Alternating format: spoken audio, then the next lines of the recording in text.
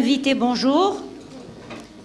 Nous avons le plaisir de vous accueillir ce matin au forum du journal Moudjahid, consacré aujourd'hui au monde du travail et à la représentation syndicale.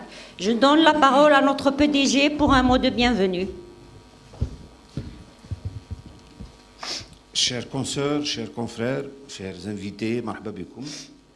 Nous avons l'honneur de recevoir M. Taqjout, le secrétaire général de la centrale syndicale.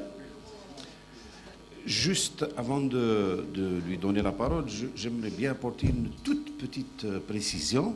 C'est parce que, je ne sais pas, peut-être qu'il le sait, nous avons des liens, je ne sais pas comment on va les appeler, mais en arboriculture. Moi, c'est takharoub, c'est le caroub, c'est l'arbre, le caroub. Et le caroub sauvage, chez nous, on l'appelle taqjout. Donc, c'est takharoub. L'arbre qui donne le caroub s'appelle takharoub. C'est mon nom. Et là, le caroub sauvage, chez nous, ahshed, ça s'appelle akjoud. Et l'arbre s'appelle takjout. Donc, c'est takharoub qui reçoit takjout. Donc, voilà, je ferme cette petite parenthèse. Et donc, nous avons l'honneur de recevoir M. Taqjout au forum de Moudjahid. Vous avez dû le constater, l'UGTA a la parole rare. Et donc, sa parole est précieuse. C'est une notion dans le monde de la communication. Un grand communicateur conseillait à un président d'un pays occidental lui disant « Si tu veux être entendu, tais-toi ». Donc l'UGTA n'occupe pas les plateaux de télévision ni les pages des médias. Et là, la parole rare, la parole précieuse, c'est pour ça que nous l'invitons aujourd'hui. Monsieur Taqjout, bienvenue, à vous la parole. Au cours de ce forum, nous allons donc discuter des enjeux actuels qui touchent à la fois le monde du travail, l'économie, mais aussi les défis sociaux auxquels notre pays fait face. Je vous invite donc à écouter M. Taqjout et on commencera les débats juste après. M. Taqjout. Merci de l'invitation.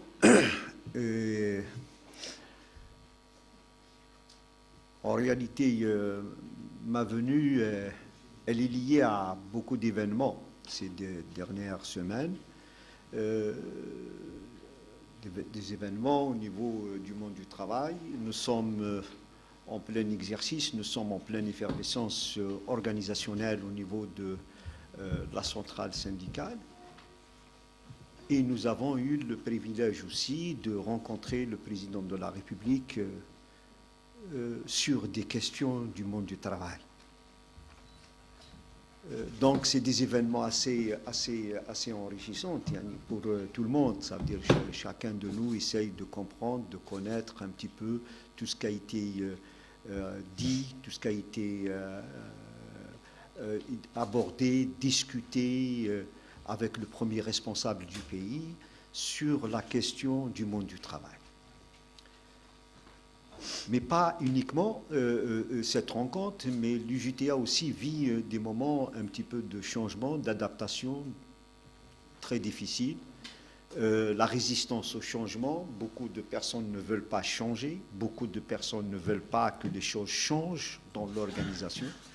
Et comme dans toute organisation et dans tout pays, l'hostilité au changement, elle se fait afficher à des niveaux divers. On peut l'avoir au niveau médiatique, au niveau des réunions syndicales, dans les réunions en groupe très restreint, etc. Donc, j'en passe des réseaux sociaux qui sont excellents en invective et en insultes aussi. Donc, il y en a de tout. Et un petit peu cette situation, elle pèse, elle nous porte aussi, parce qu'on a envie de changer les choses.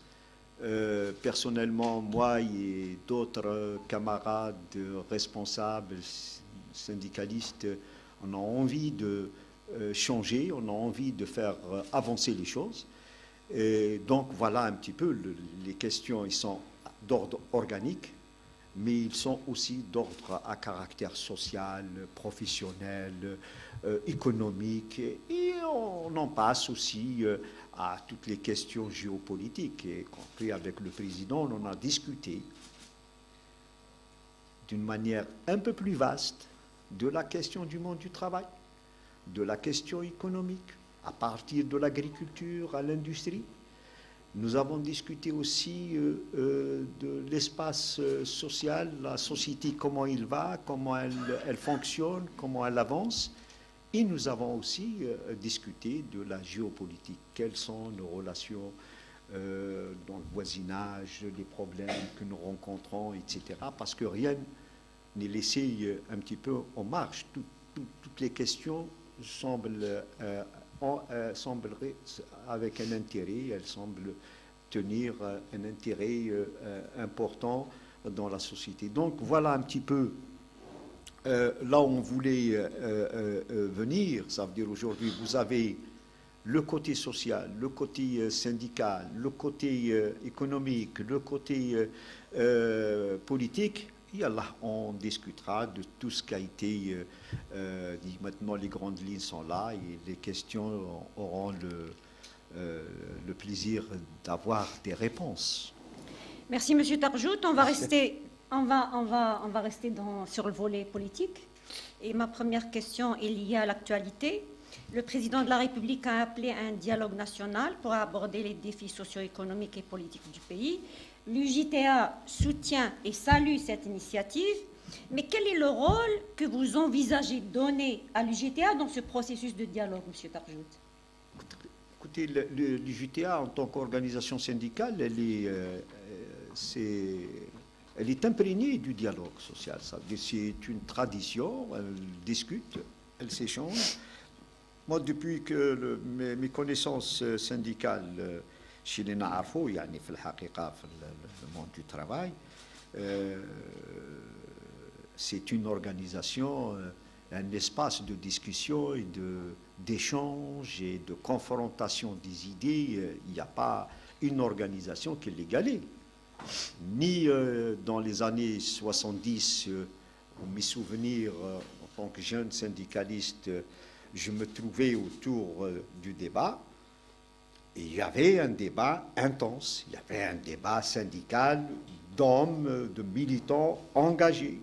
Dans les années 80, c'est la même chose, c'est un débat. C'est une des rares organisations qui se permet le luxe d'avoir des discussions, des confrontations des idées. On parle bien des idées.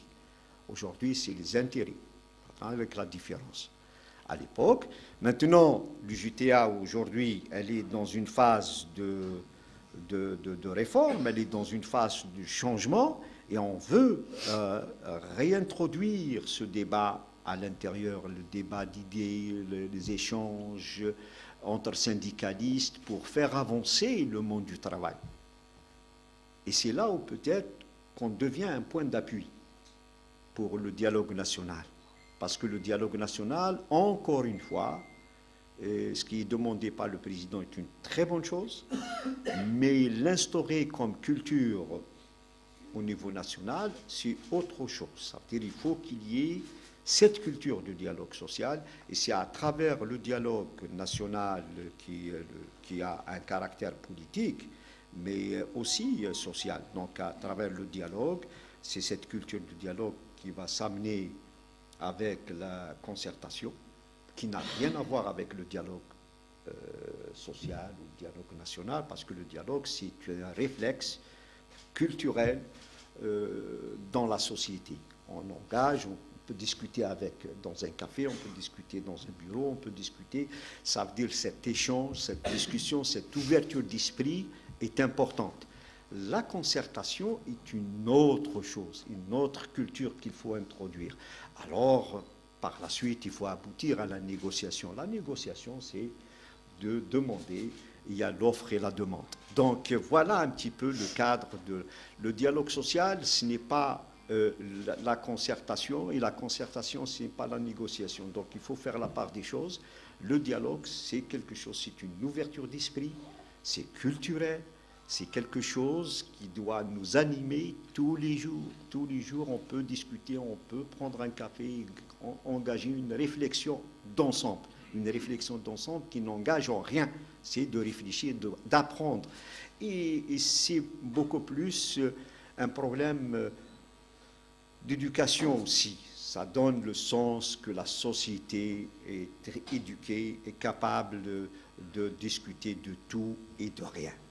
Sera le dialogue social dans ma façon de voir les choses. Nous, on est en train de dire que par le fait de l'expérience de l'UJTA, par le fait de ces traversées difficiles à partir de la construction du pays après 62, de la gestion de la crise, de la sauvegarde de la République, et l'engagement aujourd'hui à instaurer cette culture de dialogue, on peut se faire valoir et de dire qu'on peut être un point d'appui. Merci, M. Tarjoud. Vous faites la différence entre dialogue national et concertation. Là, on a l'habitude de voir les concertations dans le cadre des tripartites. Et on voit ces derniers temps que ces tripartites se font très rares. Vous avez dit récemment, vous ne croyez pas aux tripartites symboliques. Quelles sont les conditions, selon vous, qui rendent une tripartite efficace? Les tripartites, ça dépend. Quand c'est visible, on aime bien, mais quel est le résultat? Personne ne le sait. La tripartite, elle est quotidienne.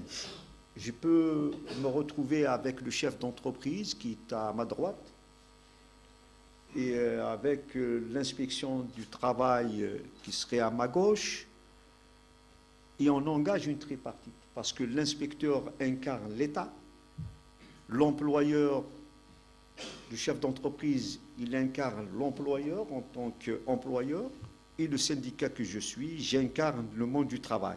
Donc on peut se retrouver en tripartite.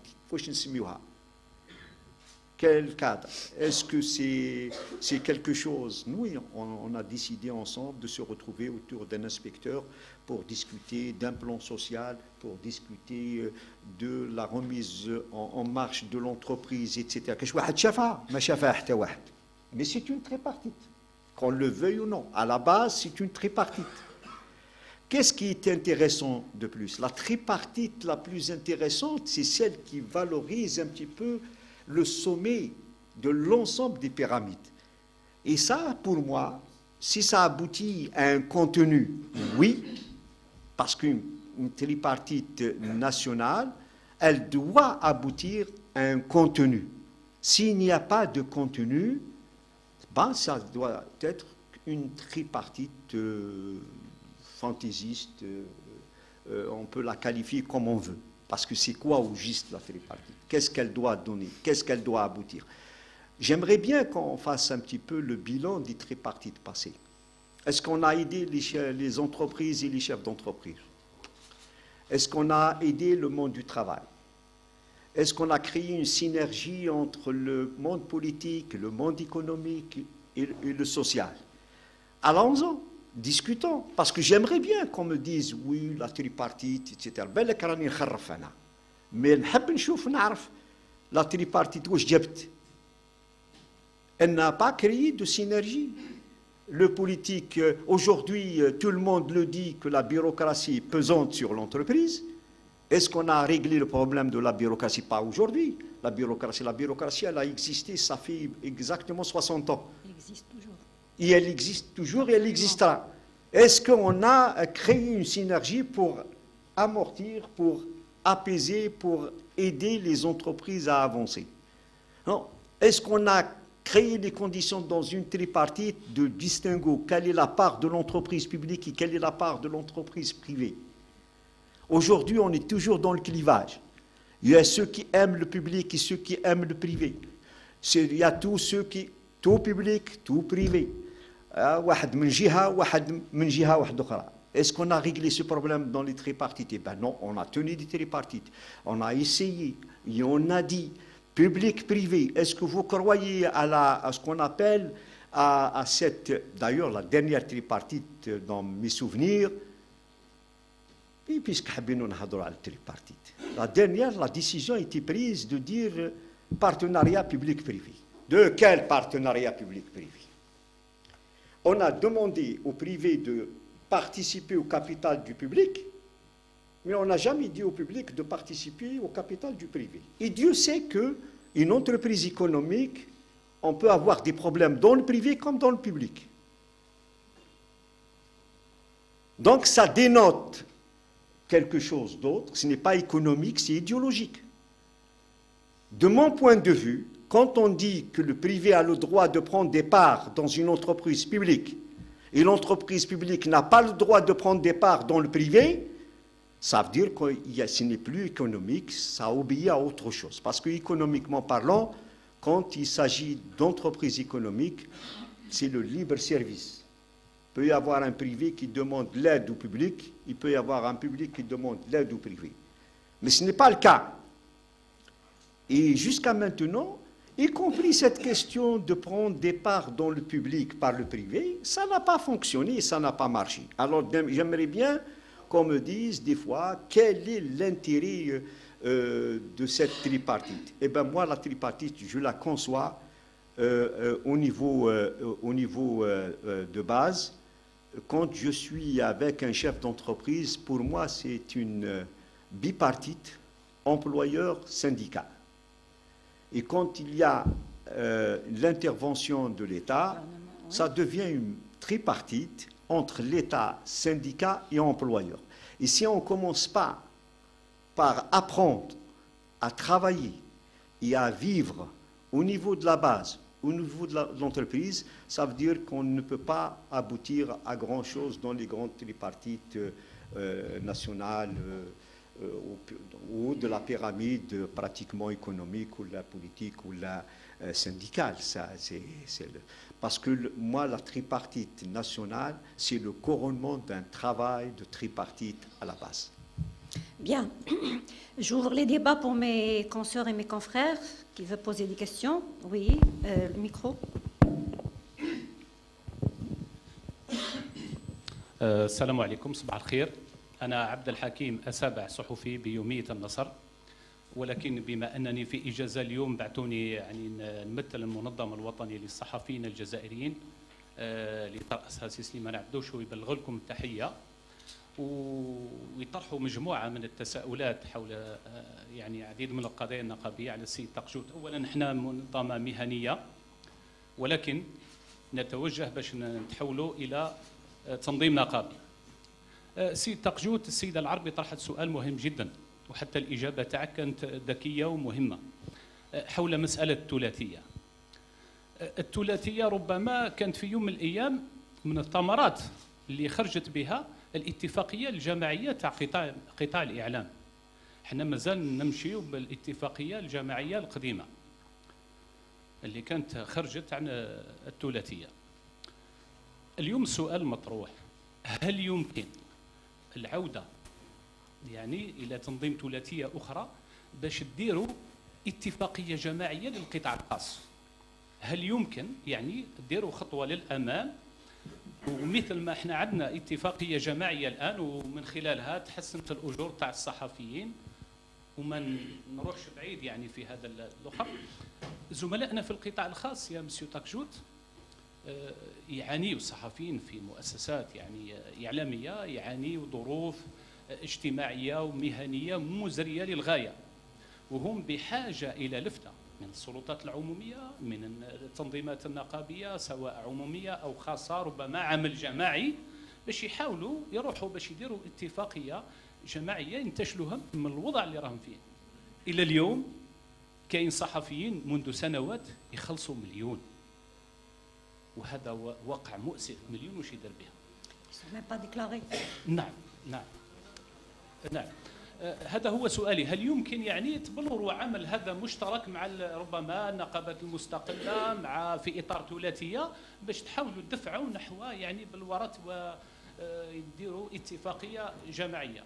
ثم سؤال ثاني يطرحه زملائي في المنظمة الوطنية للصحفيين حول نقابات المؤسسة.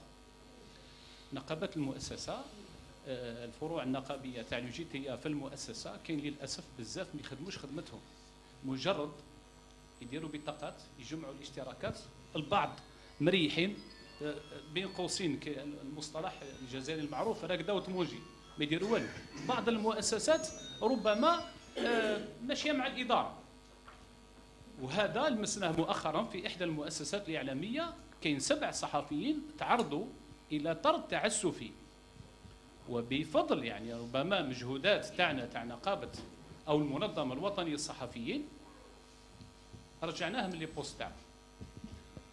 السؤال هنا، هل يمكن نديروا دورات تكوينيه، ديروا انتم دورات تكوينيه لهذه الفروع المؤسسه؟ قال يا جماعه هاو الهدف تاعكم تاع وجودكم في المؤسسه انكم هنا باش تدافعوا على العمال. Il va vous répondre. شكرا جزيلا. صحة. شوف، هو انت طرحت سؤالين يعني في الموضوع. السؤال الاول وهو اتفاقيات الجماعيه في المؤسسات الخاصه. اولا ما نظنش باللي الثلاثيه تقدر يعني تأثر على هذا الموضوع تاع الاتفاقيات. فيه مؤسسات خاصة خارج الإعلام، خارج المؤسسة الإعلامية، اللي يديروا اتفاقيات، وكي شافوا العمال حسوا باللي يعني أرباب العمل اللي هما أجنبيين. أنا من أسبوع أسبوعين درنا اتفاقية في واحد المؤسسة خاصة، ما نديرلهاش الإشهار، ولكن درنا اتفاقية ومؤسسة خاصة دولية، ولكن ظهر باللي رب العمل ماهوش سي با ان مونستر، والعمال اوسي سني با دي مونستر ني دي انارشيست. لحقوا يزون ابوتي ا اون كونفونسيون. وي سي با دي زونج، سا بيرسون ني ان اونج يعني في الحقيقة. مي يزون ابوتي ا اون كونفونسيون، داروا اتفاقية في مؤسسة خاصة ومؤسسة كبيرة. قضية الاتفاقيات هذه قضية تاع ثقافة، نوليو لثقافة الحوار. كي نتكلم على الحوار أنا نتكلم من الجانب الثقافي، وكي نتكلم مع الاتفاقية نتكلم أيضا من الجانب الثقافي، باسكو سي كولتوريل. سي اون ديالوج اون ابوتي ان اكور، اون ابوتي ا une concertation, à une négociation et un accord، يعني اتفاقية. ما هو سي كوا الاتفاقية؟ سي ان اكور، سي ان كونترا دو ترافاي كوليكتيف ما بين العمال ورب العمل في مؤسسة خاصة. الغريب دون سيت افير، سي سا كي me tue أنا، كي نون ديبلاز ا سيرتان، سي كو أرباب العمل يحوسوا يديروا وحدهم في النقابات، وكي تسقسيهم تقول لهم علاش درتوا نقابات تاع أرباب العمل؟ يقول لك باش ندافع على نفسي. وانت علاش ما تخليش العامل يتنظم داخل المؤسسه تاعك باش يدافع على نفسه؟ ما دام قضيه دفاع على مصالح مؤسسات وتخلق نقابه لنفسك، اعطي الحق للناس اوسي يخلقوا النقابه داخل المؤسسه تاعك. هذا بوسا نقول سي كولتور، هذه ثقافه مازال ما توصلناش. حنا نروحوا لجنيف ونتكلموا يقولوا لنا تحتم علينا الحال، قالت اليد في اليد مع النقابه تاع ارباب العمل. اي مالوريزمون اليد في اليد، هما ما يخلوا العمال الاخر، وحنا وبليجي نشدوهم اليد ونجيو مع بعض. سي ان بتي بو هيبوكريت. il va falloir sortir de cette hypocrisie. كل واحد عنده حق للتنظيم، والتنظيم تاع المجتمع التنظيم حاجه مليحه، باسكو قوه البلاد قوتها هو في تنظيمها. دونك لورغانيزاسيون دان بيي مشكوك فيها، البلاد تكون ضعيفه وتكون فراجيل. دونك il faut penser à l'organisation de la société dans sa globalité. Il n'y a pas de marginalisation، ماشي واحد عنده حق يتنظم وعند واحد ما عندوش حق يتنظم. باسكو انا تكلمت مع ارباب العمل كي نقول لهم علاش تنظمتوا في النقابه؟ باش ندافعوا على مصالح تاع المؤسسه وندافعوا على المصالح باش منا بور بوزي auprès des banques, auprès des impôts, auprès de Tachemina. C'est bien, c'est une bonne chose. Mais de grâce, et là, il faut aussi dépasser le clivage et donner la possibilité aussi aux travailleurs de s'organiser. Ce n'est pas une mauvaise chose, parce que les travailleurs, quand ils sont bien organisés, ils ont aussi la capacité de défendre l'entreprise quand elle est en difficulté. Donc voilà, je résume un petit peu la forme. Maintenant, السؤال الثاني فيما يخص التنظيم النقابي ولا التمثيل النقابي، تكلمت على النقابيين اللي ما يخدموش. مالوريزمون من 30 سنة النقابات تعلمت ماهوش النضال النقابي، تعلمت الفساد النقابي. هذا هو سابدير كو لانتيري باس افون تو، المصلحة الضيقة. إذا كان المديرية متسهلة يمشيوا في الطرح، وهذا راه مشكل يعني على كل مستويات. سابدير يفوك لازم الناس تتمعن باللي إلا كان حبينا نخلق يعني فضاء آخر، جو آخر، تنظيم آخر، لازم نغيروا الذهنيات تاعنا داخل التنظيم النقابي. باسكو ماهوش العمال اللي هما ضرر، باسكو العمال لا بلوبار دو طون ما يجيوش معاك وما يجيوش معنا وما ينخرطوش معنا على اساس واحد ان التصرف تاعنا ماهوش مليح. التصرف تاعنا ماهوش مليح. تعلمنا السقطه اكثر من النضال، والسقطه هذه اثرت سلبيا على العالم الشغل. وحنا نشوف عدد كبير من القطاعات فيهم عمال كثير، كي توصلوا تقول لهم علاش ما تنخرطوش، علاش ما تنظموش، يقول لك من احسن ما نتنظموش، خاصه في القطاع العام، لانه هو لنا في القطاع العام. اما في القطاع الخاص سي اوتر شوز، سي اون اوتر فيلوزوفي، سي اون اوتر فيزيون. في القطاع العام باسكو فسدنا، وكيف فسدنا عاد الثقه ما كانش. اي البروبليم دو لا كونفيونس سي ان بروبليم سيريو. on n'arrive pas à créer les passerelles هذو، يعني الجسور تاع ثقة ما بيننا وبين العمال.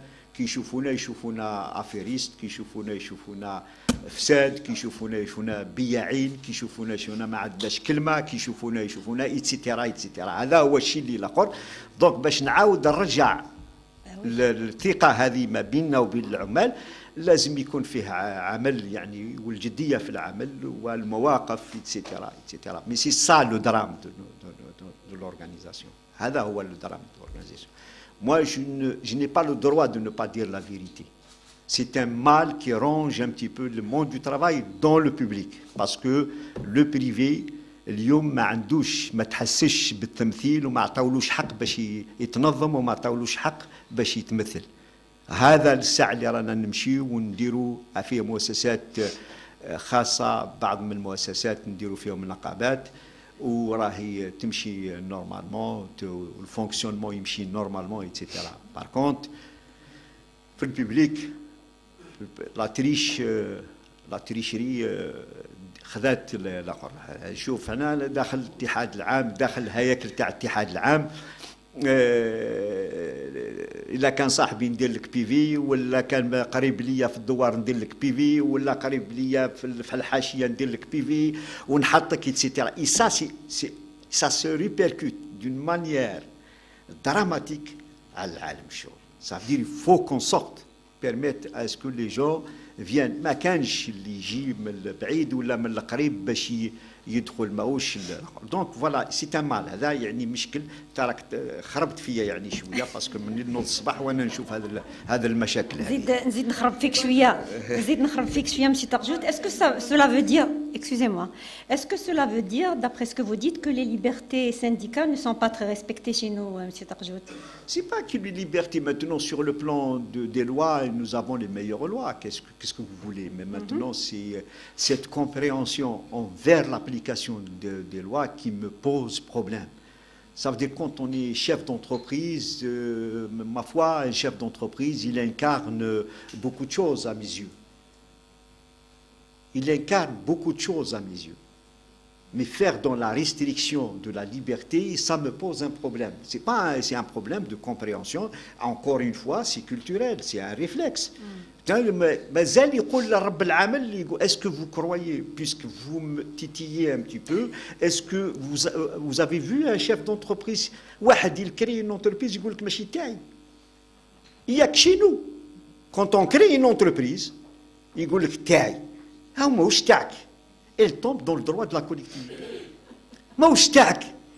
خلقت المؤسسة، جبت قروض من البنك. Et c'est vrai, tu as pris le risque. Il n'y a pas de risque zéro dans la création d'entreprise. Dans la gestion d'une entreprise, il n'y a pas de risque zéro.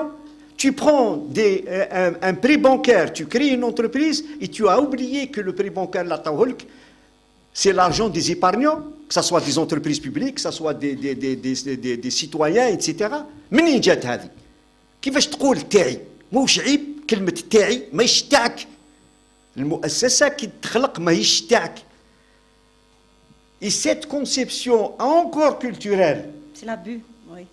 Culturelle, parce que chez nous تاعي ما كانش حتى واحد. انا قال لي واحد il était في السانديكا باترونال, il était un très bon ami الله يرحمه ويوصي عليه, يقول لي انت حبيت تجيب لي الخدامه دير لهم سانديكا, حبيت تجيبهم لي باش يوليو معايا في الراس المال. يا راجل كيفاش الشركه معاك؟ Mais ils sont déjà dans le capital parce que c'est une force manuelle et intellectuelle. C'est pas vrai? De quelle entreprise, de quelle philosophie on est en train de dire? Alors moi je suis un petit peu chagriné de voir un petit peu des chefs d'entreprise, etc., des patrons, etc., qui sont dans cette logique de dire تاعي ما عندك حتى حاجه تاعك ماشي تاعك. Qui تخلق مؤسسة, tu as le mérite d'avoir créé une entreprise, pas plus. Merci Monsieur Tarjout. On prend une question avec... Bonjour tout le monde. Bonjour Monsieur Tarjout. C'est Fouad Ernatan du quotidien Moudjahid. J'ai deux petites questions à vous poser. Vous avez rencontré le chef de l'État et vous avez juste après affirmé que le SNMJ sera revu à la hausse. Est-ce que vous pouvez nous dire une idée plus précise à combien sera-t-il porté et quand cette revalorisation va-t-elle intervenir? Ma deuxième question porte sur la nouvelle loi sur l'exercice du droit syndical. Si grosso modo vous êtes satisfait et tout, mais vous avez appelé à ce que des formulations sont à revoir et des clarifications à apporter. Qu'attendez-vous au juste, M. Tarjout? Merci. Écoutez, les deux questions. Il y a une question sur le SNMJ et une autre sur la loi du travail. L'exercice syndical. Écoutez, sur le SNMJ, on avait un petit souvenir au 1er mai passé, le président était avec nous, et nous avons, dans l'introduction de notre intervention, fait référence à l'augmentation du SNMJ. Il n'a rien dit. De ce que nous avons compris, qu'il a accepté le principe de la demande d'une manière générale. Tout ce qui a été demandé au 1er mai, il ne l'a pas rejeté. Il avait dit dans son intervention qu'il est à l'écoute et qu'il analyserait un petit peu les choses. Et il avait même décidé sur place sur la question de la maternité qui était posée en même temps que le reste, etc. Après la rencontre, la dernière rencontre, il m'a fait part que c'est dans l'agenda du président de la République, le SNMJ. Le principe d'augmenter le SNMJ est acquis.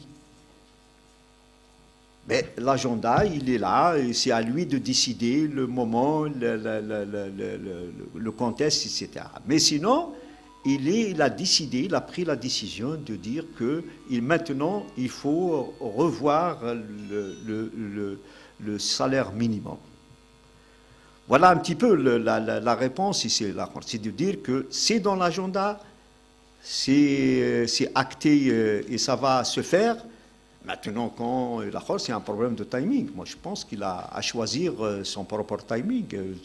Ça doit être ou la fin de l'année, ou l'année prochaine, ou au milieu de l'année.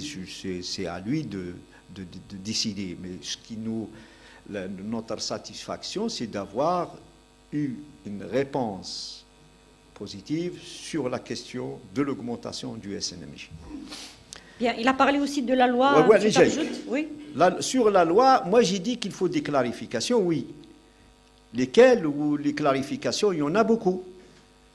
Parce que j'ai vu un article qui m'a frappé, c'est celui de la création d'une confédération. Parce qu'aujourd'hui, la loi, elle impose la création des confédérations syndicales. Est-ce que tu m'as la confédération syndicale? Est-ce que la confédération syndicale, c'est l'horizontale ou la verticale? La confédération syndicale, si on doit prendre la loi telle qu'elle est faite aujourd'hui, elle commence par le délégué syndical, elle y va vers le syndicat d'entreprise, le syndicat national, la fédération et la confédération. La pyramide, elle est là. Donc, nous, en tant qu'organisation syndicale, on a été une organisation de masse. C'était beaucoup plus à l'horizontale que la verticale. C'est les instances de wilaya, les instances locales, etc., qui avaient la prédominance. Donc c'est une union syndicale. Aujourd'hui, on est confédération syndicale. Ça veut dire qu'on doit s'appuyer beaucoup plus sur les fédérations que sur les unions de wilayat. Donc on doit s'appuyer sur les secteurs d'activité que sur les instances de wilaya. Voyez bien un petit peu la différence. Donc la clarification, il faut la clarifier dans le discours, il faut clarifier dans les articles. Y compris dans les articles, expliquer que du syndicat d'entreprise au syndicat national, on aboutit à la fédération, et de la fédération, on aboutit à la confédération. Ça veut dire qu'on ne peut pas créer une confédération si ce n'est pas une démultiplication de fédérations. C'est l'émanation de fédérations, la confédération. Ça veut dire que les fédérations, ils décident de créer une confédération où là, une fédération adhère à une confédération. Donc ce n'est pas, la sommation, ce n'est pas l'arithmétique des entreprises, des syndicats d'entreprises qui créent la confédération. Donc il y a une petite confusion parce qu'il y a deux articles. Il y a un article qui parle de fédération et un autre article qui dit qu'on peut créer une confédération sur la base de 10 syndicats.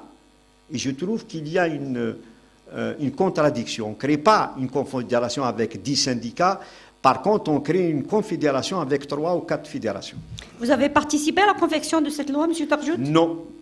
J'étais en dehors du circuit de la réflexion sur la loi de travail. Elle a été mal discutée, mal négociée par le JTA. Je n'en parle pas des autres, mais le JTA n'a pas été ni au rendez-vous, ni à la hauteur pour imposer une participation, une proposition sur la question de la loi de travail. Et vous avez émis des propositions actuellement pour réviser certains articles? Non, pas encore, mais nous demandons une réflexion autour de ces questions, peut-être la clarification. Moi, je ne suis pas très en désaccord avec un article qui a toujours suscité des interrogations, c'est celui de la limitation de mandat. Oui. La limitation de mandat, c'est une bonne chose. La limitation de mandat, ça renouvelle les structures et ça renouvelle les personnes. Et la limitation de mandat, elle évite un petit peu l'usure du pouvoir. Parce que quand on est trop responsable, des années responsable, il y a toujours de la dérive. On nastahbel. Madame nastahbel, habs l'hbel tahom, a deux mandats, يخليهم يروحوا يهبلوا في جهة أخرى ماشي داخل السندقة. Merci, M. Tarjout. On prend une autre question. Vas-y. Bonjour. Alors, c'est Siham Oubrahim, journaliste au quotidien Moudjahid. Actuellement, je porte 2 casquettes. Donc, celle des représentants des travailleurs au sein du syndicat. Alors, la première question, c'est la préoccupation du secteur public. Des journalistes du secteur public. La convention de branche a été faite en 2012, donc elle n'a pas été revue depuis 13 ans. Et la préoccupation, certaines préoccupations primaires, c'est le point d'ICIAC qui n'a pas été revu. Oui. Voilà, donc il y a d'autres points qui n'ont pas été négociés ou bien ils n'ont pas été mentionnés dans la convention de branche, dont la prime de risque pour les journalistes et les chauffeurs et les photographes. Est-ce que vous envisagez de revoir cette convention de branche et de l'améliorer? C'est vrai que par rapport aux autres secteurs privés, d'autres titres privés, on touche un meilleur salaire, mais on espère une meilleure convention. Oui. Enfin, écoute, la convention, c'est aussi l'émanation d'une volonté des syndicats et des chefs d'entreprise, même publics. Maintenant, la convention, ce n'est pas... parce qu'il y a une crainte chez beaucoup de nos amis chefs d'entreprise, à chaque fois qu'on en parle des conventions, pour eux, c'est une augmentation de salaire, donc c'est une charge supplémentaire et qu'il faut gérer, qu'il faut avoir à gérer avec le temps.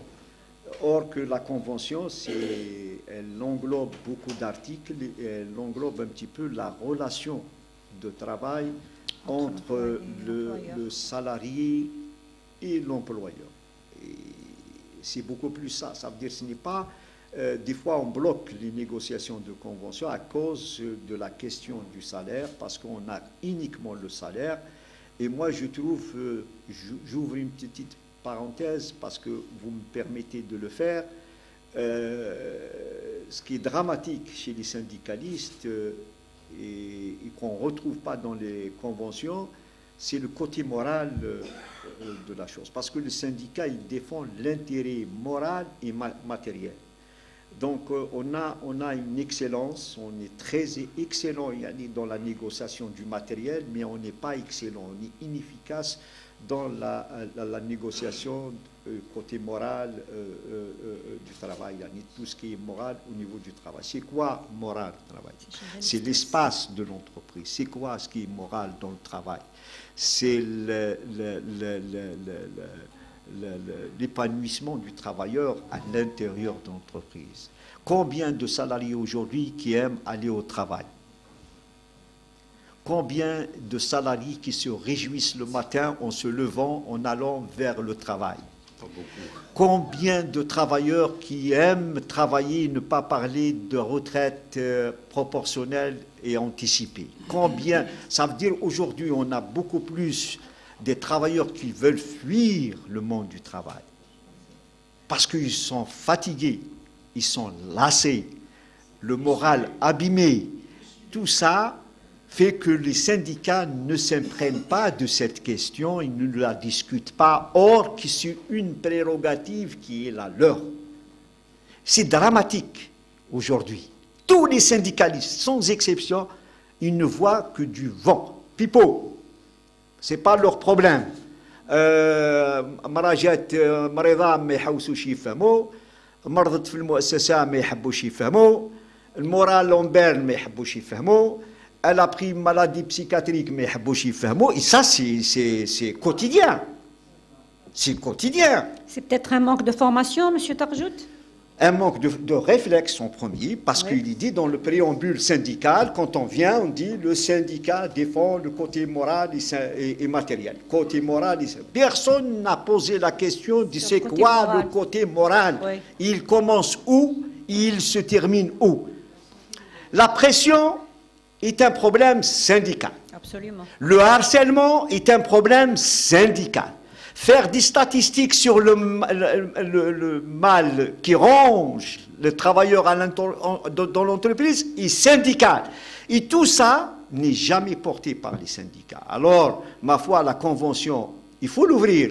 La convention, il faut la discuter. La convention, elle ne se limite pas à des augmentations. On n'achète pas le moral, on n'achète pas la sérénité, la tranquillité par de l'argent.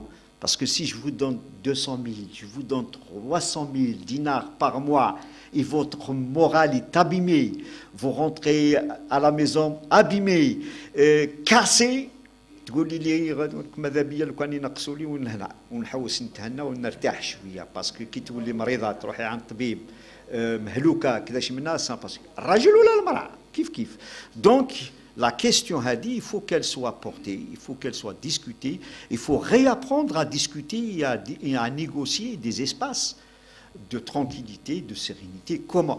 Est-ce que vous concevez qu'aujourd'hui, jadis, quand les choses étaient bien structurées dans notre pays, il n'y a pas une entreprise qui n'a pas un département de psychologie?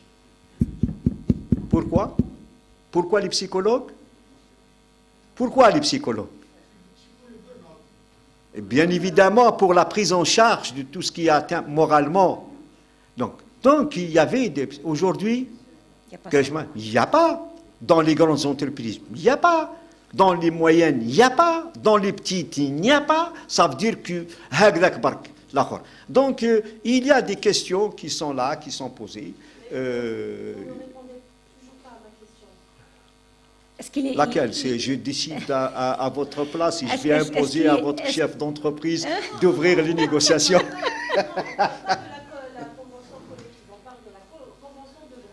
Entre secteurs, entre secteurs. Il va falloir... Ma fille, moi je voulais éviter cette question. Tu me ramènes, il n'y a pas de fédération. Est-ce qu'il y a lieu de créer une fédération? On doit la créer, la fédération, parce qu'on perd une place au niveau de la Fédération internationale des journalistes. Aujourd'hui, oui. la FIJ nous demande de dire, écoutez, là, où est votre place? Pourquoi il n'y a pas de fédération, Maître Tarjout? Parce qu'on n'a jamais pu réunir les conditions de la mise en place d'une fédération. Or, qu'il faut la mettre en place. S'agit-il d'une fédération des journalistes seuls, ou là c'est une fédération de l'information, où il y a un regroupement, par exemple, de techniciens, etc. C'est toute la question qui est posée. Il va falloir trouver le moyen de créer cette fédération. Parce que la fédération, déjà, des journalistes, elle est écrite, elle est audiovisuelle, donc c'est diversifié, donc c'est pas la même chose. Chacun a ses propres spécificités. Mais maintenant, il y a tout le personnel qui est à côté de cette activité journalistique. Vous avez des ingénieurs au niveau des techniciens au niveau de la télévision, vous avez des ingénieurs et des techniciens au niveau de la radio, et vous avez aussi des techniciens, etc., au niveau de la presse écrite. Donc, est-ce qu'on doit rassembler tout le monde et créer la Khor? Parce qu'il y a aussi la culture. Jadis, elle se retrouvait dans la fédération des journalistes. Est-ce qu'on l'a ou la ma'abad?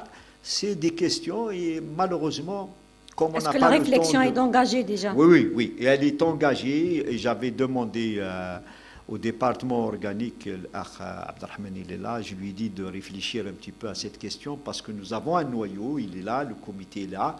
Donc pour essayer de reprendre en main et de créer cette fédération, il faut la créer avec les insuffisances taha et la khor taha malish. L'essentiel qu'on avance et qu'on essaiera de réglementer par la suite. Mais on va la faire très prochainement et c'est l'aboutissement aussi de la convention de branche.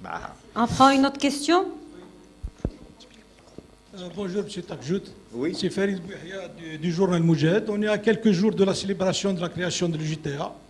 Alors la question est la suivante. Est-ce que la centrale syndicale, qui comptait parmi les plus influentes dans le monde arabe, a toujours sa vigueur en termes de défense des droits des travailleurs, de force sociale de régulation et des libertés et de force de proposition? Puisque vous avez évoqué tout à l'heure, lors de la rencontre avec le président, donc il était question aussi de questions géopolitiques. Donc quelle est aujourd'hui la place de l'UJTA voilà, dans le monde arabe, et sur le plan régional? Alors, vous avez aussi parlé des réseaux sociaux, terrain s'il vous plaît par excellence de l'insulte et de la désinformation, mais j'attire votre attention qu'il y a aussi, ça parle beaucoup de la dégradation de l'environnement de travail dans beaucoup de secteurs. Donc, qu'est-ce que le GTA peut faire à ce niveau-là? Et j'ai une proposition aussi à faire. Est-ce que la profession de journaliste sera listée parmi les professions pénibles? Voilà, merci. Écoutez, pour ce qui est du 24 février, oui, il y a l'anniversaire de la création de l'UJTA. Ce 24, à chaque 24, il y a un rappel de l'histoire de cette organisation. Elle a eu des militants révolutionnaires, elle a eu des militants engagés à construire le pays. Il y avait des militants, c'était la troisième étape pour la sauvegarde de la République. Et il y a aujourd'hui l'organisation syndicale, quel est son rôle et quelle est sa place, quel est le cumul de ces trois histoires de l'organisation, est-ce qu'elle les adopte, est-ce qu'elle se revendique de cette histoire. Je pense pour une grande partie des travailleurs et des syndicalistes, il y a cette adoption parce que on se reconnaît dans l'histoire de l'UJTA de 56, on se reconnaît dans l'histoire de 62 de l'indépendance. Et on se reconnaît aussi dans l'histoire récente du sacrifice des syndicalistes pour la République. Et aujourd'hui, on est en train de travailler pour ramener à ce que cette organisation, c'est une organisation de proposition, comme elle a été jadis aussi. Parce que c'est une grande organisation qui a l'habitude de produire. Parce que vous savez que la production, ce n'est pas uniquement dans l'usine. On peut produire les idées, surtout dans les partis, dans les organisations. Quand on ne produit pas, on est mort. Et l'UJTA n'a pas le droit de ne pas produire. Donc il faut qu'il y ait production, parce que si elle ne produit pas, elle va disparaître. Donc on est en train de tout faire pour essayer de ramener notre organisation à la réflexion, à l'échange, pour essayer de produire des choses et de les présenter et d'en discuter. Maintenant, le 24 février aussi, par rapport à la situation que nous vivons, nous, dans notre pays, oui, ça a un cachet particulier, parce que cette année, nous aurons des syndicats au niveau international qui participeront à ce 24. Nous avons quand même la Confédération syndicale internationale, qui est le syndicat mondial, qui participerait à cette festivité. Nous avons un syndicat régional, international et régional arabe qui va participer. Nous allons avoir aussi la région Afrique, ça veut dire les responsables de syndicats internationaux africains aussi pour participer. Donc nous aurons au moins tout ce monde-là à participer avec nous, à partager avec nous aussi cette fête d'anniversaire qui symbolise beaucoup de choses. Et au regard aussi de la situation que nous vivons, nous sommes dans l'obligation de faire de la diplomatie syndicale. Parce que ces gens ne sont pas venus comme ça, c'est un travail de proximité, un travail de lobbying pour ramener ces responsables à participer avec nous ce 24 février. Maintenant, la question, je ne sais pas. La deuxième question, Farid. La deuxième question. Fais-moi rappeler, Farid, parce que moi je prends. Ah, oui. La pénibilité, mon frère, il n'y a pas un métier qui n'est pas pénible. Et l'enseignant te dira...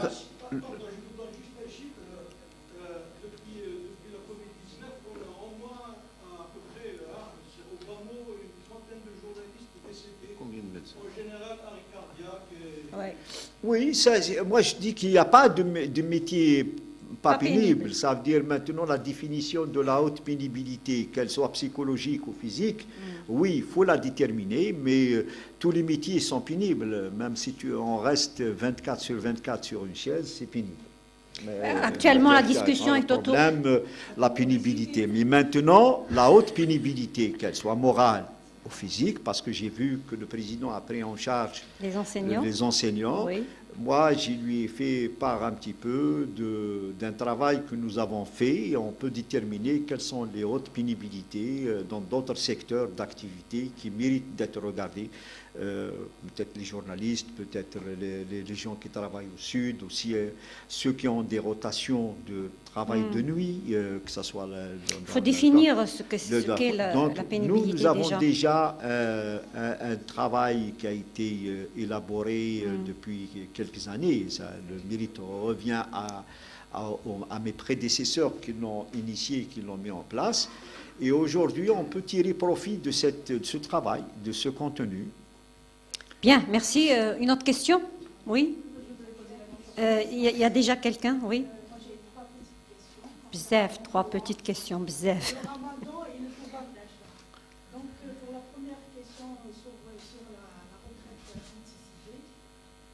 C'est bon, on t'entend. Sur la retraite anticipée, il y a de nombreux travailleurs qui revendiquent le retour de la retraite anticipée. Je parle de ceux qui ont capitalisé les 32 années de service et qui ont atteint l'âge de retraite, je ne sais pas, 60 ans pour les hommes et 50 ans pour les femmes. si je ne me trompe pas. Oui. Et qu'en est-il de ce dossier par rapport aussi à l'emploi, qui est une priorité du président de la République? Est-ce que le GTA a des propositions justement pour cette question, par rapport à cette question? Et aussi par rapport à l'approche du mois sacré de Ramadan, et c'est-à-dire synonyme de la préservation du pouvoir d'achat des citoyens. Espérant qu'il n'y aura pas de flambée, oui. Mais est-ce que le GTA a émis des propositions justement dans ce sens? Et quelle est la position de l'UGTA sur cette question? Et quelle action propose-t-elle pour soutenir les travailleurs durant ce mois sacré? Merci, Samia. Oui, merci. Monsieur Tarjout. Le problème de la retraite anticipée, parce qu'il y a des demandes, il y a des revendications qui se font ici et là. Tout à l'heure, je disais que on doit se poser la question pourquoi les gens veulent fuir l'entreprise, le travail. Ça revient. Ça veut dire que avant qu'on analyse la situation, avant qu'on analyse un petit peu pourquoi ce rejet du travail. On est fatigué moralement, on n'arrive plus à supporter le travail et on veut le fuir. Parce qu'en réalité, c'est une fuite. Quand on parle, نهضروا مع الخدامين نقولوا معلاه حبيت عييت حبيت نروح نشوف كان يعطيو غدوه ان شاء الله 32 ans نحطها ونمشي. Ça veut dire que c'est un rejet. On rejette le travail. Et c'est un paradoxe. Ailleurs, quand on met quelqu'un en retraite, c'est la tristesse. Ici, quand on met quelqu'un en retraite, c'est la joie. C'est-à-dire qu'il y a quelque chose, il y a un dysfonctionnement quelque part. On n'aime pas le travail. Et nous, on est en train de dire qu'il faut développer le pays, qu'il faut travailler, qu'il faut aller de l'avant, qu'il faut changer, etc. Et on devrait être un pays parmi les autres pays émergents qui ont une place au niveau national, une place au niveau international. Ma foi, c'est un travail qu'il faut faire pour analyser les raisons et les motivations de cette fuite et de cette détestation du travail. Parce que ne pas le dire, c'est carrément anormal. علاه الناس ما تخدمش علاش الناس تحب تروح تجري تهرب عياد. Mais c'est une discussion. Maintenant, la pénibilité, il y a la pénibilité pour certains métiers, il y a une discussion, un débat. Mais ça ne suffit pas de mon point de vue. Il va falloir engager une réflexion. علاش ما تحبش الناس تخدم؟ هذا ما كان واحد الوقت كي كانت تروح الناس تخدم تروح افيك بليزير. كي كان الويكاند بالسبت والحد كنا نقولوا علاش الويكاند الحق باسكو ماذا بينا نخدموا نقعدوا نكملوا نخدموا باسكو سيتي ان بليزير باسكو اون ا كري une harmonie, une synergie de travail, une amitié, etc. On avait plus d'amis dans le travail que dans le quartier. اليوم عكست الآية, on se déteste. ما نحبوش بعضنا. Quand on vient au travail, on vient avec une boule d'angoisse. Et on خمو uniquement وقتاش تلحق 32 ans باش نروحوا. C'est une analyse de spécialistes, de psychologues, de sociologues, de je ne sais pas qui, de politiques. يدخلوا normalement يخموا شوية على البلاد هذه اللي الناس ما تحبش تخدم فيها ويكرهوا الخدمة. Tenons le problème du pouvoir d'achat. Ma foi, le pouvoir d'achat, أنا قلت ونزيد نعاود نقول اللي يحوس يقضي يلحق على البوفوار داشا بالاugmentation de salaire يغلط في نفسه. C'est une erreur de chercher à régler le problème du pouvoir d'achat par le salaire. Le salaire, oui, c'est un des outils ou un mécanisme qui aide à l'amélioration du pouvoir d'achat. Mais s'il n'y a pas d'autres mécanismes qui sont mis en avant, en place, on ne peut pas régler le problème parce qu'il y a la maîtrise des prix. Comment contrôler, comment maîtriser les prix, parce que nous n'avons pas cette capacité de maîtriser. On en parle, oui, mais on n'arrive pas. ما همش حنا اللي نتحكموا الميكانيزمات ما همش في يد لا المؤسسات ولا الاخر. Il y a un problème. Il va falloir travailler, réfléchir autour de ce problème de la maîtrise des prix. Comment que ça se fait qu'on rajoute un dinar aux travailleurs pendant que Redoua Mendek, on a 3 dinars ou 4 dinars d'augmentation dans les prix. Donc, il y a ce mécanisme. On peut intervenir sur d'autres mécanismes, la fiscalité directement ou indirectement, etc. Mais ça, c'est un travail aussi de spécialiste. Il va falloir revisiter un petit peu le logiciel TANA de la question du pouvoir d'achat. Encore une fois, le pouvoir d'achat ne se limite pas à des augmentations, l'amélioration du pouvoir d'achat, à des augmentations de salaire. Donc, il faut créer d'autres conditions, d'autres mécanismes. Bien, on va prendre une autre question. S'il vous plaît. D'abord, on prend un journaliste, après je vous donne la parole, madame. Chérif Adi, journaliste indépendant. Donc moi je vais revenir à la tripartite. Il y a eu 20 éditions. Donc la 21e tripartite, 2021. Zaki, le micro, on n'entend pas. Voilà. Donc 20 tripartites après, on ne compte pas la 21e, c'était lors du premier mandat du président Tebboune, elle a été reportée pour cause de coronavirus. Donc 20 tripartites après, le bilan qu'on peut faire est partagé, selon qu'on soit travailleur ou là du côté du patronat. Les travailleurs, pour eux, le bilan est très mitigé. Je parle des bilans, tu as les 20, hein, très mitigé dès lors que ils fondaient beaucoup d'espoir du fait de l'ancien secrétaire général déchu qui faisait de ces rencontres une espèce de barnum où il voulait retirer toutes les... C'est pas le peine de revenir.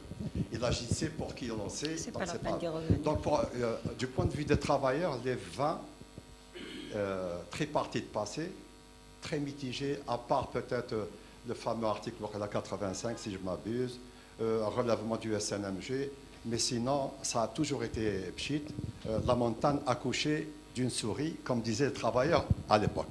En revanche, du côté du patronat, c'était plus de facilité, plus de foncier, etc., etc.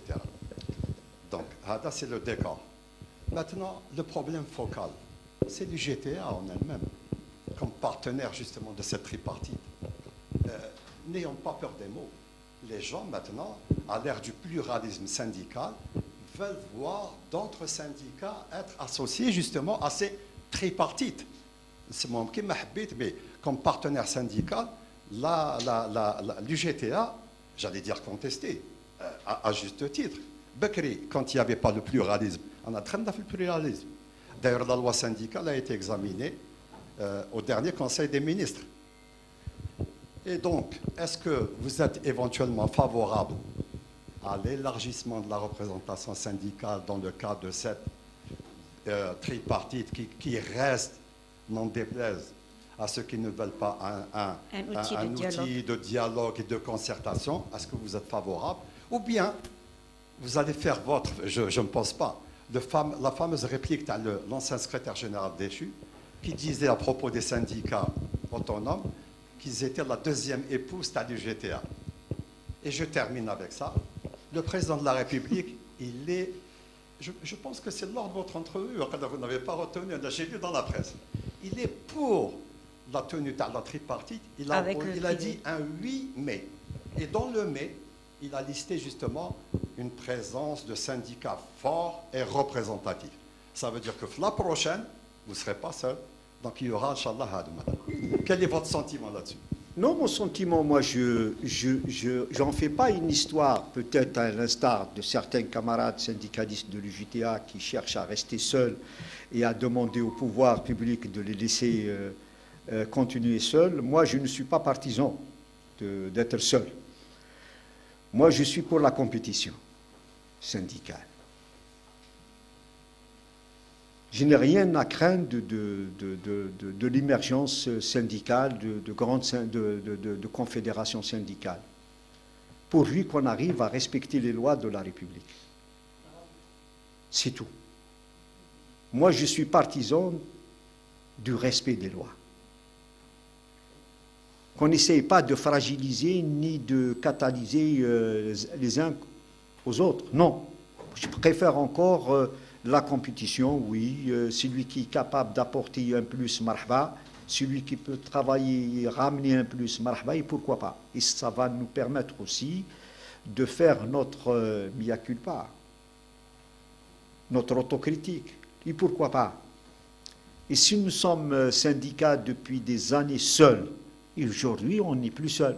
Moi, je les ai invités, j'ai ouvert les portes à ces syndicats, mais c'est des syndicats corporatistes. Je suis désolé, on ne ramène pas une démultiplication de syndicats corporatistes pour leur demander, écoutez, venez travailler. Moi, j'ai 31 fédérations sectorielles. Nous avons autant de wilayas, 58 wilayas, une présence syndicale sectorielle. Nous avons des instances au niveau local. Nous sommes autour de 1 800 000 d'adhérents. Nous avons autour de 260 000 à 270 000 syndicalistes structurés de la base au sommet. Soyons sérieux, des syndicats d'une petite corporation, que ce soit de paramédical, et à qui on demande d'être là et de discuter de tripartite. Non, s'il y a une confédération structurée, combien même elle soit moins représentative que nous ou plus représentative que nous, le problème ne se pose pas. Et vous savez, comme moi, que les tripartites traitent beaucoup plus des problèmes économiques qu'autre chose. Rarement la discussion sur la fonction publique et la structure publique a été l'objet de discussion dans les 21 tripartites. Les 21 tripartites ont parlé uniquement de questions économiques. Eh bien, écoute, aujourd'hui, il n'y a pas un syndicat autonome dans le secteur économique. Et Kench, ce n'est pas de notre faute. Quand bien même on est détestable auprès des travailleurs, mais on est accepté du fait, tu sais, c'est fait, l'UJTA et les travailleurs, c'est une vieille histoire d'amour et de haine, parce qu'il arrive souvent, on fait de bonnes choses et on est accueilli à bras ouverts, et il arrive aussi qu'on est dans le mal, qu'on fait mal les choses, et on est détesté, on est haï, etc. Mais maintenant, c'est comme ça, c'est la vie à géométrie variable. Moi, je suis partisan du pluralisme. Je suis quelqu'un qui est ouvert, je ne demande rien. Moi, je suis un compétiteur. Je suis ou je m'en vais. Je suis ou je disparais. Mais zaïd aliya hatta wahed.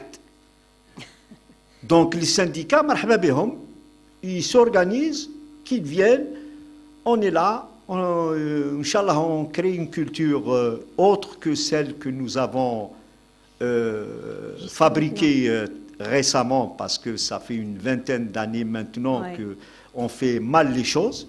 On est en train d'essayer d'assainir un petit peu les rangs, on essaye d'inculquer une démarche syndicale, une façon de faire, une façon d'accompagner, une façon d'accompagner. Moi, je suis pour, je l'ai dit tout à l'heure, la production des idées. Si on ne produit plus, et j'espère pour les autres syndicats qu'ils vont produire, parce que ça va nous mettre en compétition, si on ne produit plus, on disparaîtra. La l'UJTA doit produire des idées et elle doit produire des idées. Ce qui me fait... Ah oui, non, ça veut dire non. Il le reconnaît. Il le reconnaît. Moi, je fais une autocritique parce que ce n'est pas la peine de fermer, parce que ça ne sert à rien. La société a besoin d'oxygène, il faut s'ouvrir. Et si on a envie de faire des choses et d'être chef de file, il faut le faire bien ou là, laisser la place aux autres. Ce qui me fait rebondir, M. Tarjout, sur l'organisation interne du syndicat. Vous avez parlé tout à l'heure de certaines résistances à votre nouvelle organisation. De quoi il s'agit? La résistance, il y a des gens qui ne veulent pas changer, qui veulent rester comme... Qu'est-ce que vous voulez changer d'abord, M. Tarjout? Les mentalités. Un syndicat qui ne change pas de mentalité, c'est des syndicats morts. Encore une fois, je le dis devant les camarades ici. Si on ne change pas, si on ne change pas de réflexe, si on ne change pas de méthode, si on ne change pas de démarche, on est mort. Ça veut dire celui qui est en train de dire qu'il va vivre ou survivre en faisant de l'allégeance, de l'offre de service, je ne sais pas, chita, ou marafouaj, ngolo, c'est mort. C'est mort, c'est mort. Alors, ou il change ou il disparaîtra. C'est tout, le terme est clair, net et précis. On ne rend pas service à la société dans le mensonge. On ne rend pas service à la société dans l'allégeance. On ne rend pas service dans la société dans je sais pas, dans il faut avoir à assumer la responsabilité qu'il faut. Il faut être courtois et ferme. Courtois et ferme. La courtoisie, on aime les gens, on les respecte, ils ont leur place, ils ont tout, mais la fermeté est nécessaire dans notre démarche pour aider la société. كيف هذا نقعدوا برك حنا هكذا برك الاخر اللي يحب يعيش الاخر الله يسهل عليه ملي نقولوا يديه الريح ويديه الماء ويديه كل شيء يعني ما كانش حاجه اللي تشد ما كانش حاجه اللي تشد il faut qu'il y ait une autre façon de voir les choses. Le militantisme syndical, ce n'est pas une opposition au pouvoir. Le militantisme syndical, ce n'est pas prendre la place du pouvoir. Le militantisme syndical, c'est un point d'appui à la société pour faire avancer les choses, pour mettre un petit peu les choses aux normes. Nous sommes le seul pays où les gens ne نهضروا مع بعض. Le seul pays au monde اللي ما نعرفوش نهضروا مع بعض. ما تسبيناش ما نكونوش ترانكيل. يعني نسب حتى للآخر نهضروا مع بعض. Il faut apprendre à discuter, il faut apprendre à négocier, il faut apprendre à poser les problèmes. Mais maintenant, il y a des pratiques qui sont révolues. الدولة ما راهي محتاجتهم والباترونة ما محتاجهم والعمال ما محتاجهم. Ces pratiques sont révolues, il faut les laisser de côté. Ce qu'il faut, c'est de parler de l'entreprise, de la vie de l'entreprise. C'est l'endroit où on doit créer de la richesse et c'est à travers cette richesse qu'on doit discuter, organiser les choses et se concerter et négocier. حنا ما نخدموش المؤسسه نريبوا المؤسسه ونروحوا ندومونديو من بعد etc. Non. Le syndicalisme, c'est lui qui avance. On n'est pas jaloux de voir un peu partout dans le monde, quand il y a une entreprise qui délocalise, les travailleurs se mettent, montent au créneau, bien avant les patrons, parce que le patron, il a une seule voix. Les travailleurs, ils en ont un don bizarre pour dire... non, il faut maintenir les emplois, il faut les garder, il faut ici, etc. etc. C'est ça le travail syndical. Est-ce que ça vous bloque dans vos initiatives, ces résistances? Qu'est-ce que vous comptez faire pour sortir de cette... Je compte faire, non, ça veut dire que je suis un homme de dialogue, je suis un militant de concertation. J'aurais aimé que chacun يفهم روحه, chacun يكون عنده شوية عزة النفس. Mais maintenant, il كان تحتم عليا الحال نرفد البالي ونباليي je vais balayer, etc. Il est peut-être temps d'ouvrir la porte à une nouvelle génération de syndicalisme. Oui, le syndicalisme, il faut des femmes et des hommes jeunes qui arriveront au monde du travail, qui ont le droit de se défendre, qui ont le droit de participer à la vie de l'entreprise. Ça veut dire si on ne tire pas les bonnes conclusions dans nos concertation avec les travailleurs quand on leur dit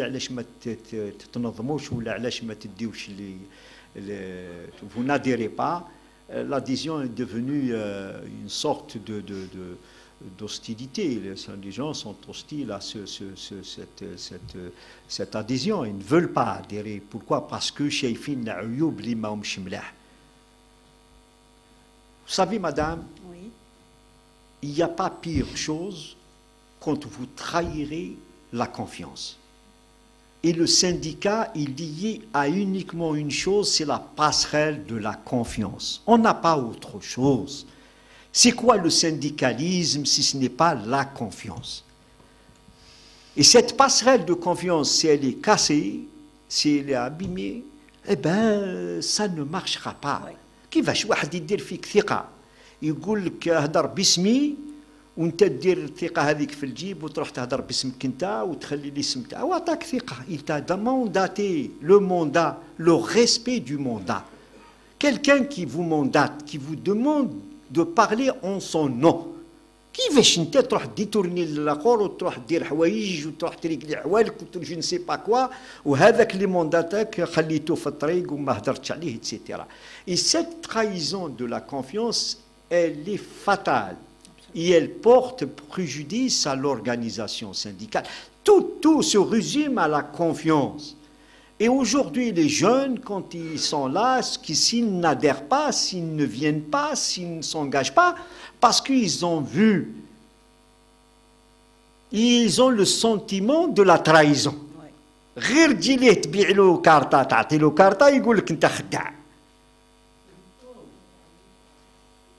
Oh, eh ben oui, s'il ne le dit pas, il le pense. S'il ne le dit pas, il le pense. C'est vrai. Soyons sérieux. Moi, je ne le dis pas de gaieté de cœur. Mais la réalité, c'est celle-là. C'est que les gens, aujourd'hui, ils sont en perte de confiance. Et l'adhésion, elle est liée à cette confiance. Donc, notre mission à nous, c'est de rétablir ces passerelles. Comment, justement, monsieur? Eh bien, écoutez, en changeant de logiciel et de langage. Écoutez, moi, je n'ai rien à cirer de quoi que ce soit. Je suis bien là où je suis, à la tête de l'organisation. Mais سال عليا واحد ما نسال عليه واحد. ونقول حاجة واحدة. تحبوا نخدموا مع بعض يلا. تحبوا نرفدوا حوايج مع بعض يلا. تحبوا نقولوا حوايج مع بعض يلا. Le reste, ما كانش. Moi, j'ai une calvitie qui est en train d'avancer. Donc, j'ai rien sur la tête et j'ai rien sur la conscience. Donc, vous comptez faire un nettoyage même? Je le ferai d'une manière ou d'une autre. Si la psychologie et le dialogue peut permettre à l'assainissement, on le fera par le dialogue et par la psychologie, par la sociologie. On verra bien. On va étudier sociologiquement des endroits, on va discuter psychologiquement avec certains et on va leur dire, écoutez, c'est le moment de laisser place et de rester tranquille. Mais maintenant, si ça ne va pas, si ça ne marche pas, on verra bien. Peut-être que le Bali sera de mise. Monsieur Tarjoud, on sent que vous parlez avec les tripes. Absolument. Et enfin, on y trouve un peu de dépit, un peu de déception, voire même un soupçon de pessimisme.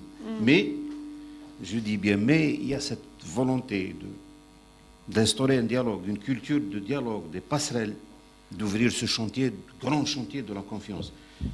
Dites-nous un peu qu'est-ce que vous pensez de la situation économique du pays, avec les tripes. Écoutez, la situation économique du pays, moi je l'ai toujours dit, et je le dis avec mes tripes, oui. Donc, je vais vous dire les choses. Moi, je suis pour la liberté d'action. Pour une autonomie des entreprises, une autonomie d'action. Et pour qu'ils puissent être dans l'action, moi je dis attention, il faut les libérer. Ça, je parle de l'entreprise économique publique. Il faut libérer l'entreprise économique publique. Il faut lui donner les espaces qu'il faut. Parce que il n'y a pas, notre ami il doit connaître très très bien le monde de l'entreprise, parce que en essayant de situer un petit peu les tripartites où il n'y a pas de risque zéro en économie. comme il n'y a pas de risque zéro chez les banquiers. Parce que le problème aujourd'hui qui est posé, ni l'entreprise économique veut prendre des risques, ni le banquier veut prendre des risques. Et cette situation de blocage qui fait qu'aujourd'hui que l'entreprise n'avance pas ou elle avance lentement. Alors moi je dis, il faut réinculquer la notion du risque dans l'entreprise économique et l'entreprise financière. Pour ce qui est du privé, à mon sens, il faut qu'il y ait cette liberté aussi d'action, que l'administration ne soit pas présente, puisque le président le dit à plusieurs reprises, que la bureaucratie est très lourde et très lourde et très lourde. Il va falloir régler ce problème aussi de l'entreprise, parce que, qu'il n'en déplaise à certains, si l'entreprise économique publique avance bien, elle deviendra par la force des choses le point d'appui de la petite et moyenne entreprise.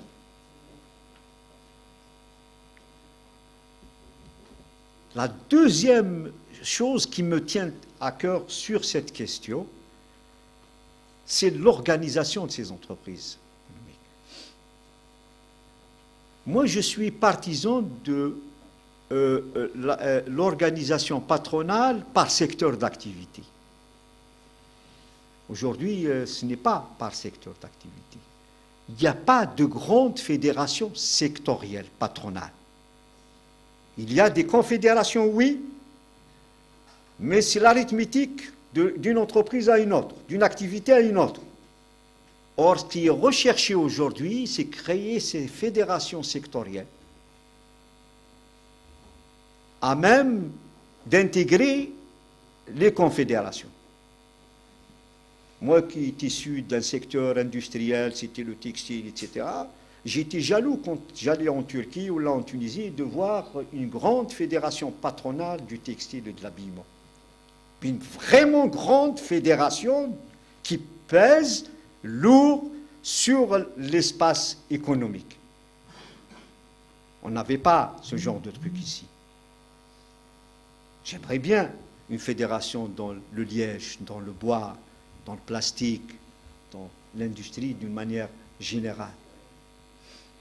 Pourquoi? Parce que ça aide à créer les conditions d'une cartographie économique, chose que nous n'avons pas jusqu'à maintenant. On ne peut pas savoir si on doit investir à l'est ou à l'ouest, et dans quel créneau qu'il faut investir à l'est, et dans quel créneau qu'il faut investir à l'ouest. C'est cette cartographie, et la cartographie ne peut se faire qu'en mettant en place des fédérations patronales sectorielles. C'est des choses que j'ai envie de voir dans mon pays. Parce que ça aide. Pourquoi ça aide? Je reviens à madame qui m'a posé la question d'une convention de branche. La convention de branche, on doit la signer avec qui?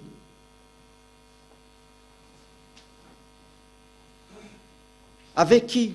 La convention de branche, c'est la branche. C'est une convention de branche. Et qui dit branche, ça veut dire c'est une démultiplication d'entreprises de la branche.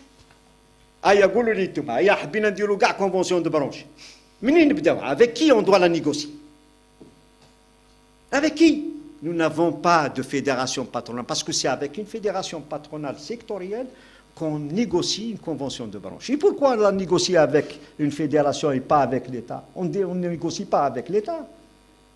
Dans le monde économique, on ne négocie pas avec l'État, on négocie avec les branches. Pourquoi les branches? C'est pour éviter la concurrence déloyale et le dumping d'une part et d'une autre. Parce que si on laisse libre champ à des entreprises, date augmentée de 15%, 20%, 5%, etc., et ça crée de la confusion, y compris dans la démarche. Vous voyez bien que dans le textile, واحد يزيد 5, واحد يزيد 10, واحد يزيد 15. هذاك اللي يزيد 15 ما يلقاش بلاصتو في السوق. Il va perdre sa place sur le marché parce qu'il est plus disant. Ça veut dire que les prix sont plus chers par rapport à un concurrent qui a donné 5%. et qui restera moins cher sur le marché. Donc, la convention de branche, ça aide à réguler le marché national. Donc, moi, je suis un partisan de... Je trouve que nous ne faisons pas beaucoup. Or, que ce n'est pas de l'argent qui est demandé, ce n'est pas de l'investissement qui est demandé, c'est en dehors de l'investissement, en dehors de l'argent des banques. Commençons par organiser les secteurs que nous avons déjà en main. On peut se dire combien aujourd'hui nous avons d'entreprises de plastique. شحال عندنا واحد ما يعرف شحال عندنا من المؤسسات تاع الياج واحد ما يعرف. Et troisièmement, je dois le dire haut et fort. Quand on crée une entreprise, ça ne suffit pas d'avoir uniquement le registre du commerce. Dans tous les pays du monde, premièrement, tu as le registre. 2, il y a une obligation de s'inscrire à la chambre de commerce. Et 3, il y a obligation aussi de s'organiser dans un secteur patronal sectoriel. Une fédération patronale sectorielle. 3 choses. L'identité d'une entreprise, elle ne se limite pas au registre de commerce. On doit savoir, Warrak, aujourd'hui, des entreprises fuient la chambre du commerce. Nous sommes la chambre de commerce, la seule chambre de commerce qui ne peut pas donner le nombre d'entreprises les moujoudées, parce que les gens merohouchent la chambre de commerce. Or que c'est une obligation dans tous les pays du monde. Pourquoi? Parce que l'identité, quand l'État décide d'aider les entreprises, on n'aide pas tout le monde, tout azimut. On ne donne pas des prix bancaires à tout le monde. On ne donne l'aide de l'État qu'aux entreprises qui sont enregistrées, inventoriées dans les structures de l'État. Ça, c'est de grandes décisions qu'il faut prendre aujourd'hui, parce qu'on ne peut pas le faire comme ça, on ne peut pas travailler comme ça, on ne peut pas faire d'économie comme ça. Donc voilà un petit peu ce qui me tient à cœur, puisque مانيش عارف كيفاش فهمت راني قلتهم لك. Ce qui m'amène à parler aussi de l'informel, Monsieur Tarjout. Quelle est votre position et quelles sont les solutions que vous proposez? Écoutez, l'informel, il y a 2 informels. Il y a 2 informels. Il y a l'informel qui est visible et il y a l'informel qui est invisible. Maintenant, le formel visible, c'est quelqu'un qui triche. Oui. C'est-à-dire, vous pouvez avoir s'il vous plaît, une entreprise qui a un nombre du personnel quantifié, déclaré aux normes, salaire aux normes et tout, et une autre partie qui ne l'est pas. Oui. Ça, ce qu'on appelle l'informel, c'est de la triche beaucoup plus que de l'informel. Et vous avez celui qui est invisible, qui est...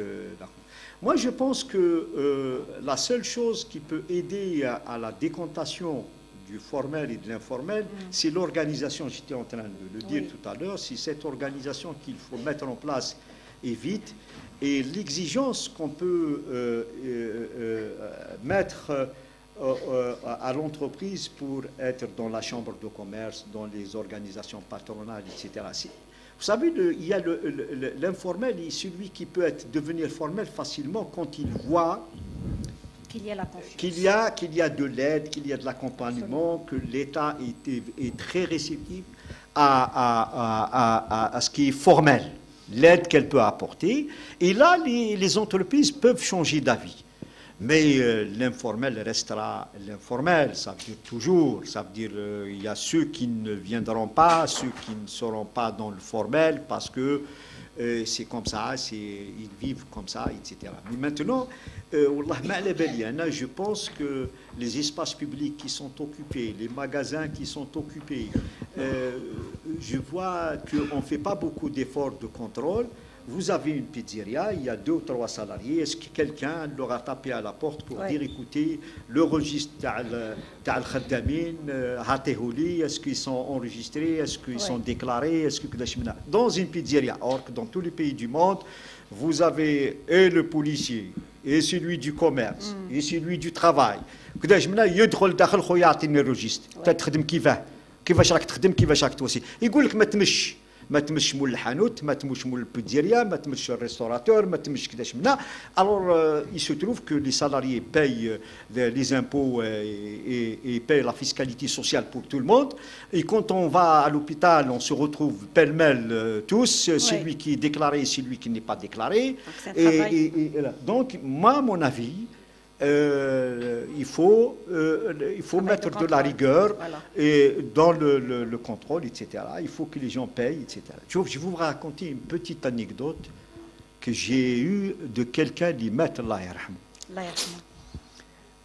En 64, plutôt en 57, قبل ما تخلص الطورة, il avait عنده fleuriste في كلوزيل.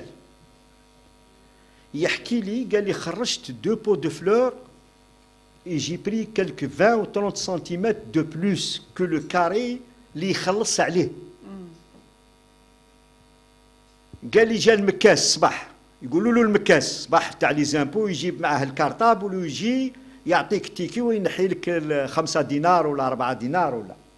قال لي الحق المكاس عندي ويعرفه قال له عمي عيسى اليوم راك خرجت 2 pots de fleurs خارج الكاري تاعك. قالوا راح تخلص زيت. انتق هذاك الشيخ قال له وليدي نو جو بريفير انكور لي ريبروندر نحطهم عندي وما نخلصش. قالوا لا اليوم تخلص وغدوه ولا حبيت ما تخلصش ما تحطهمش. رفد هذاك خلص ورفد هذوك غدوه من ذاك ما زادش حط. قال لك من 57 حتى ل 63 ولا 60 قال الاستقلال الاستعمار راح والقوري اللي كان يستعمر فينا راح وكذاش من فهمت.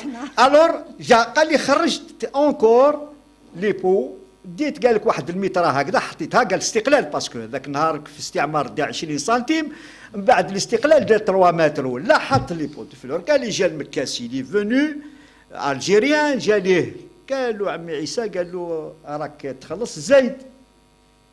قال له علاه؟ قال له راك خرجت على الكاري تاعك. قال له هذاك الشيخ قال له معليش يا وليدي نعاود ندخلهم للداخل. قال له لا خليهم يعني لو ميم ديسكور لو ميم لونغاج لا ميم ايكول. قال له لا خليهم اليوم خلص عليهم وغدوه ما تخلص وغدوه لا بغيت ما تخلصش ما تحطهمش. قال لي نحيتهم. Il est mort en 90 ولا 91 الله يرحمه. كي تلاقيتو لا 3 فوا نقصر معاه باسكو ولدو حبيبي انا ان امي انتيم.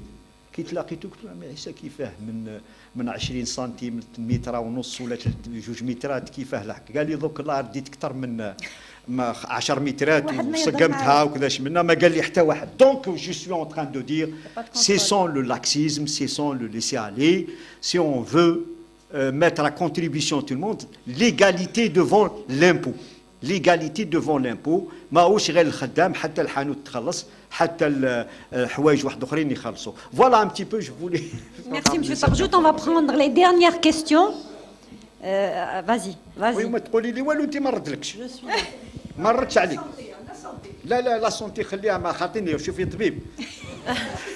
Alors Qui j'étais à la santé. On va vous donner la parole à la fin, madame. Je reviens à la charge, monsieur.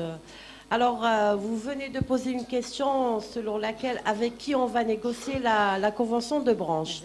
Moi, je vous pose une autre question. Avec qui elle a été négociée en 2012? C'est la première question. Ne m'oblige pas à dire ce que je n'ai pas envie de dire. D'accord. La deuxième question, la loi 90-11 et la loi 2302, elle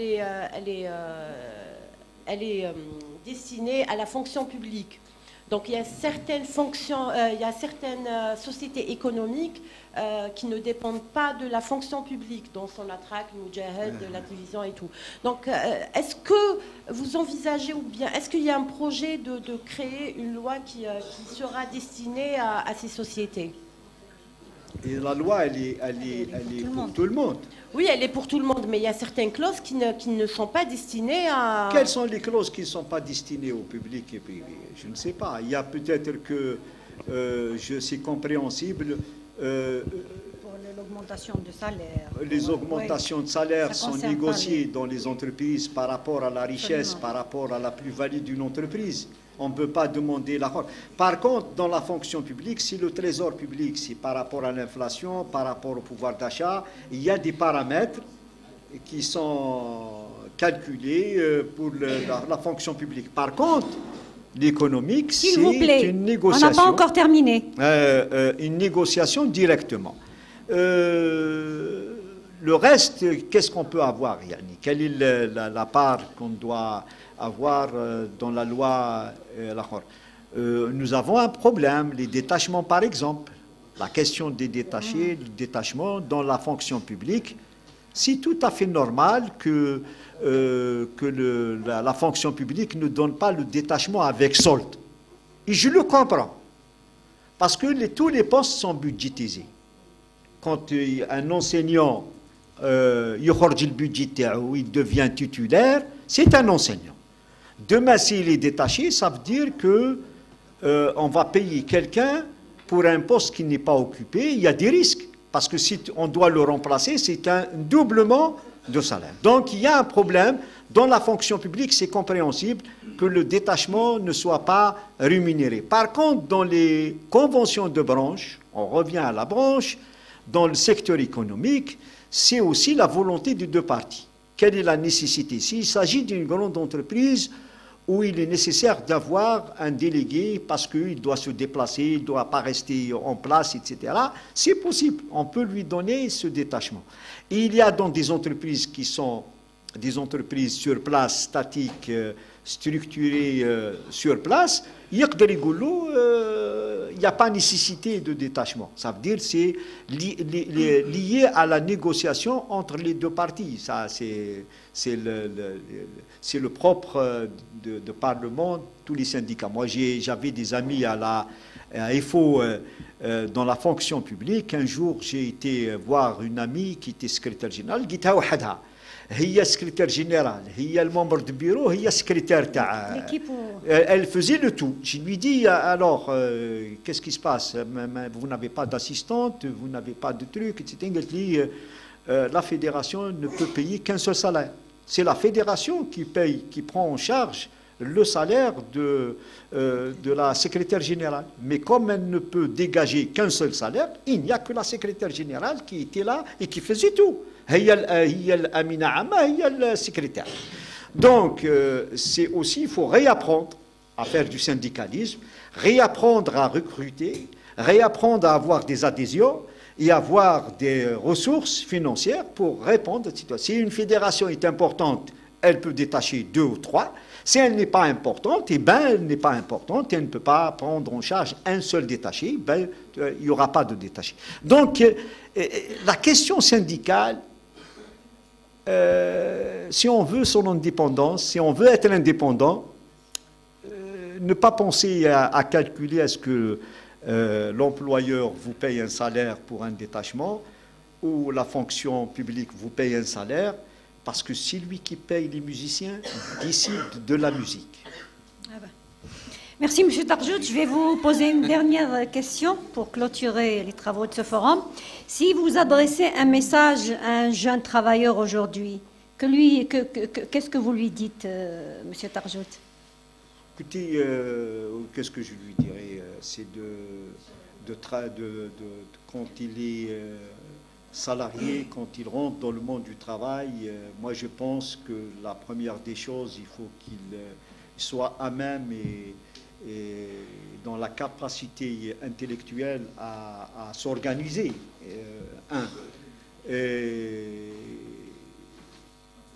Mais le travail, je pense que ça relève un petit peu de tout le monde. Ça veut dire si on crée le climat favorable, le climat qu'il faut, le travail, c'est quelque chose de très important. D'ailleurs, je vois beaucoup de mes amis, quand ils sont en retraite, ils sont malheureux parce qu'ils ont envie de continuer à travailler. Et d'autres qui sont plus jeunes et qui travaillent, qui ont envie de partir en retraite. Donc il y a un paradoxe. C'est comment rendre l'espace économique, l'administration plus attrayante, qui aide à faire l'émergence, parce que c'est par le travail qu'on sera capable aussi de porter la voix sur l'espace national et sur l'espace international. Attention, c'est pas rien. L'économie, l'administration, l'aide que l'administration peut apporter à l'émergence économique et à la facilitation économique, et l'aide qu'on peut apporter aux travailleurs aussi et à leur sérénité dans le travail, à l'épanouissement dans le travail, c'est important. Malheureusement, je le dis aujourd'hui, j'ai de la peine pour beaucoup de salariés jeunes. Pourquoi? Parce qu'ils sont dans la difficulté, ils sont dans... Écoutez, wallah, même, je vous assure, je partage avec vous ça, parce que je suis en train de voir les journalistes, même dans le milieu intellectuel, dans le milieu, et ça ne passe pas bien. Or qu'on oublie qu'on ne fait pas de mal aux êtres humains, mais on fait beaucoup de mal aussi à l'entreprise et au pays. Ça veut dire quand vous avez une économie en berne, une économie en chute, une économie qui n'avance pas, c'est apporter aussi un coup au pays. Et si on a envie d'aller, il faut s'organiser, il faut se défendre, il faut changer des mentalités. Moi, il faut y aller aux jeunes, il faut y aller et n'hésitez pas, Haouzouna. Ah bon? Et oui. Non, Haouzouna, si on fait pas le travail, si on ne fait pas le job, Haouzouna. Parce que c'est terrible comme situation. On ne vous donne pas, et on ne donne pas la bonne référence, on ne donne pas le bon exemple avec nos pratiques, avec la façon de faire. Alors, je le dis et je le redis, il faut que les jeunes se réapproprient l'espace social et se réapproprient l'espace économique. Et il faut qu'ils s'organisent, il faut qu'ils se défendent. Se réapproprient l'espace syndical aussi. Syndical, oui, quand je dis social, c'est syndical. Merci, Monsieur Tarjout, pour toutes vos réponses et surtout pour votre honnêteté. Merci à vous, consoeurs et confrères.